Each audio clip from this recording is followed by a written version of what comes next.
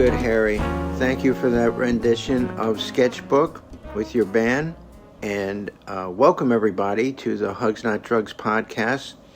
I am John Barleycorn, your host. And today we're going to be talking with myself, John Barleycorn, and Dr. Uggs about the poem If.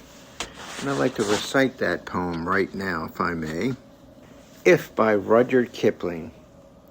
If you can keep your head when all about you are losing theirs and blaming it on you, if you can trust yourself when all men doubt you, but make allowances for their doubting too, if you can wait and not be tired by waiting, or being lied about, don't deal in lies, or being hated, don't give way to hating, and yet don't look too good nor talk too wise.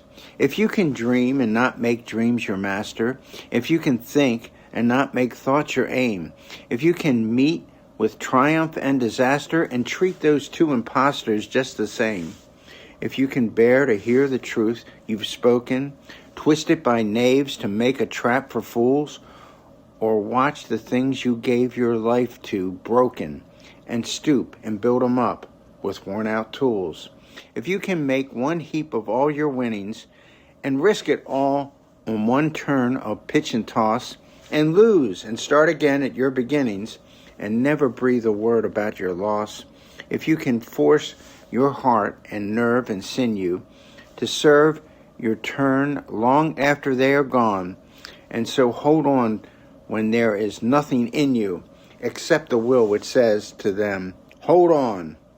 If you can talk to crowds and keep your virtue, or walk with kings nor lose the common touch, if neither foes nor loving friends can hurt you, if all men count with you but none too much, if you can fill the unforgiving minute with 60 seconds worth of distance run, yours is the earth and everything that's in it, and what's more, you'll be a man, my son. All right, I'm going to throw the floor over to Dr. Uggs. What do you think about that poem? What do I think about that poem? Let me just repeat it. If you can keep your head when all about you are losing theirs and blaming it on you, if you can trust yourself when all men doubt you, if you can make alliances for their doubting too, if you can wait and not be tired by waiting, or be lied to, but don't deal in lies, or being hated, don't give way to hating, and yet don't lose too good or talk too wise. That'll never happen with me. If you can dream and not make dreams your master, if you can think and not make thoughts your aim, if you can meet with triumph and disaster and treat those two impostors just the same, if you can bear to hear the truth you've spoken, twist it by knaves to make a trap for fools, or watch the things you gave your life broken and stoop and build them up with worn-out tools, if you can make one heap of all your winnings and risk it on one turn of pitch and toss, and lose and start again at your beginnings, and never breathe a word about your loss, if you can force your heart and nerve and sinew to serve your turn long after they're gone, and so hold on when there is nothing except the will which says to them, hold on. If you can talk with crowds and keep your virtue, or walk with kings nor lose the common touch, if neither foes nor loving friends can hurt you, if all men count with you but none too much, if you can fill the unforgiving minute with 60 seconds worth of distance run, yours is the earth and everything that's in it, and what's more, you'll be a man, my son. That Rudyard Kipling wrote that for his son, John Kipling, didn't he? Yes, he did. Yes, he did. Why don't you do the commercial, and we'll get that out of the way, and we'll discuss this, how it coincides with a treatment modality we've talked about in the Hugs Not Drugs podcast, Dialectic Behavioral Therapy. It's got a lot of dialectic behavioral therapy in it, doesn't it? Yeah, it does, but let's get to the commercial. This program, the Hugs Not Drugs podcast, is brought to you by John Forlenza-Bailey's 2 books, The Transformation of Dr. Uggs, you can get that on Amazon. And the Road to Wellness Workbook, you can get that on Amazon. The Transformation of Dr. Uggs is an original fairy tale that explains the progression of the disease of chemical dependency. It's not intended to be a story about blaming others for the acquisition of an illness. This fairy tale is intended to explain, not to blame. It is a story of discovery, insight, acceptance, and finally, the right choices to live drug-free if one is chemically dependent. And the Road to Wellness Workbook, well, let me just explain that in my own words. It is the bomb. If you want treatment in a book form and you have a friend or a therapist and you want to get well from stopping drinking, I don't know why you want to do that. Yeah, I do. But don't improvise, Dr. Uggs. Okay, this workbook is designed to provide education, emotional support, and inspiration to persons suffering from addiction. It offers step-by-step lessons to people striving to turn their lives around regarding abstinence, relapse prevention, family dynamics, and self-assessment to continue to discover self day by day. Recovery's up to you. Mentorships help. Journals help. You must exchange and surrender destructive behaviors for constructive ways of handling the day-to-day stressors or triggers of life. No one deserves to continue to suffer from active addiction. Get better. Do the work. And yes, it does take an awful lot of work, doesn't it? Well, back to me, John Barleycorn, and I think Hugs Not Drugs will be here for the wrap-up later. Okay, let's get started here and talk about Rudyard Kipling's If. John Barleycorn here. I'm your mediator and recovery. I have wisdom in that because I have lived experience. Dr. Uggs is here. He's skeptical. He's clinical. He's analytical. He's also a dangerous dude. And the last character here is Hugs Not Drugs.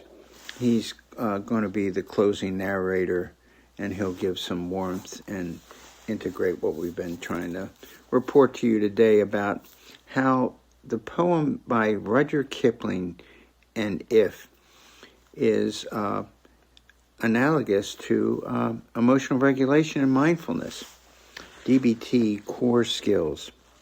Let's begin with the poem. If you can keep your head when all about you are losing theirs, that's straight up emotional regulation. Opposite action right there.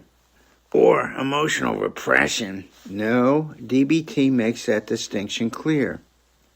Regulation isn't about shutting emotions down. It's about not letting emotions run your behavior. So Kipling is basically saying, notice the chaos, but don't join it. Exactly. That's mindfulness. Stay present instead of reactive. And trust yourself when all men doubt you. Make allowance for their doubting too. That's dialectical. Yeah, it's both sides of the street. Both can be true. I can trust myself and listen to feedback. That's DBT in a single line. Distress tolerance and crisis survival is another thing that's addressed in this poem, isn't it? Yeah, darn right. If you can wait and not be tired by waiting, that sounds like distress tolerance. Righto, it is. Waiting without acting impulsively, sitting with discomfort without making it worse. And here's another line, and being lied about. Don't deal in lies. Being hated.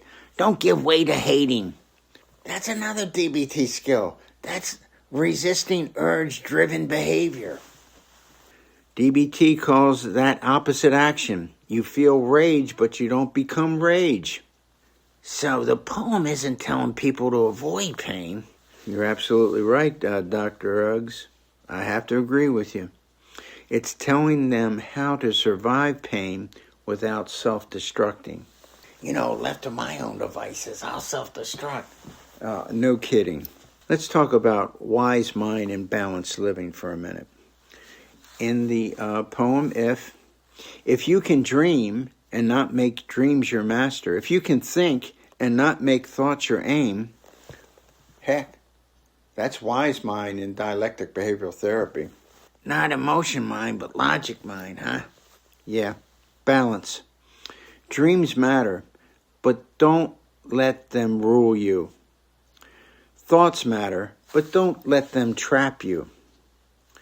That's surprisingly sophisticated for a Victorian poem. Well, I just think that good wisdom ages well.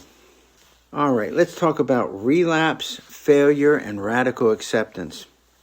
All DBT skills. And in the poem, it says, go for it, Dr. Uggs. And lose and start again at your beginnings and never breathe a word about your loss. Mother of pearl, that's radical acceptance. Exactly.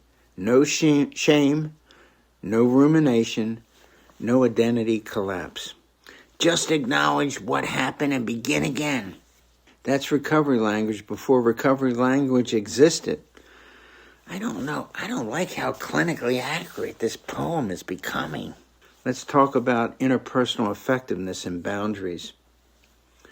Another DBT skill.